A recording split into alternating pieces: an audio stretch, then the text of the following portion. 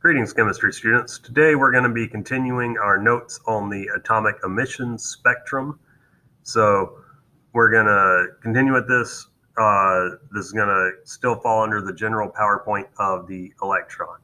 So what this is saying is whenever electrons move from one energy level within the electron cloud, or they gain or they lose energy, it's a very specific amount of energy called a quantum.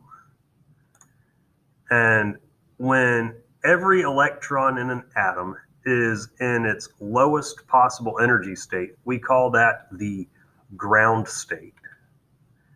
And when an electron moves to a higher energy level, we say it's excited. And then when an excited electron returns back to the ground state, it releases a photon, which is a light particle, with a specific wavelength of light.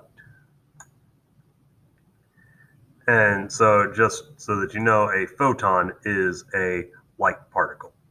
Right? So this is something that scientists have discovered. There are some really cool things that you can observe, and then we can analyze it to determine exactly what's happening there.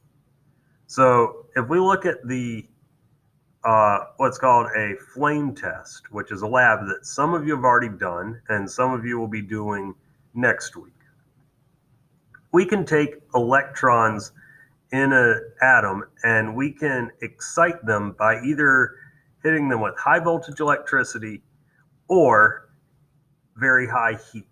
And so the lab we're doing is going to involve putting some elements into a Bunsen burner flame, and that gives a whole bunch of energy to those electrons, and they will jump up into higher energy levels within the electron cloud. And then when they fall back down, that energy is released in the form of light that we can observe. This also happens with high voltage electricity, and I'll be showing you how that works in just a minute. Now, when this happens, each element produces its own unique spectrum or combination of wavelengths, and that's visible using a device called a spectroscope. And a spectroscope is a device that actually lets you see the individual parts of the atomic spectrum.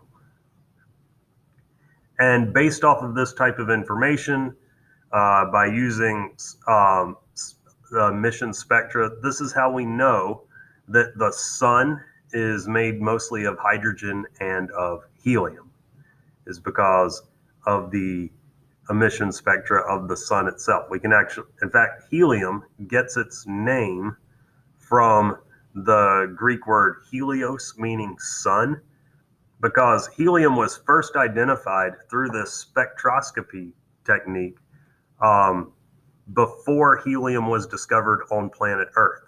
It was discovered in the sun using a spectroscope. So that's why it's called helios, is because it was first discovered on the sun, which is really incredible to think about. But it was a unique spectrum that didn't match any of the other known elements. They're like, well, there's got to be a different element on the sun. So they called it helium. A few years later, it was found on planet Earth. Applications of this process include fireworks. You add different elements to fireworks and they change the color of the fireworks.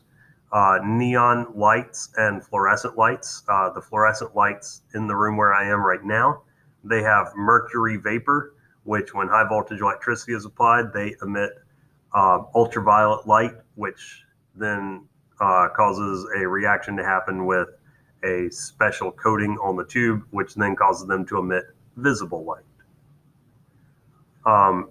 The way flame spectroscopy works, this is a flame spectrometer right here, which it will actually inject a sample into this little tube right up into the flame spectrometer.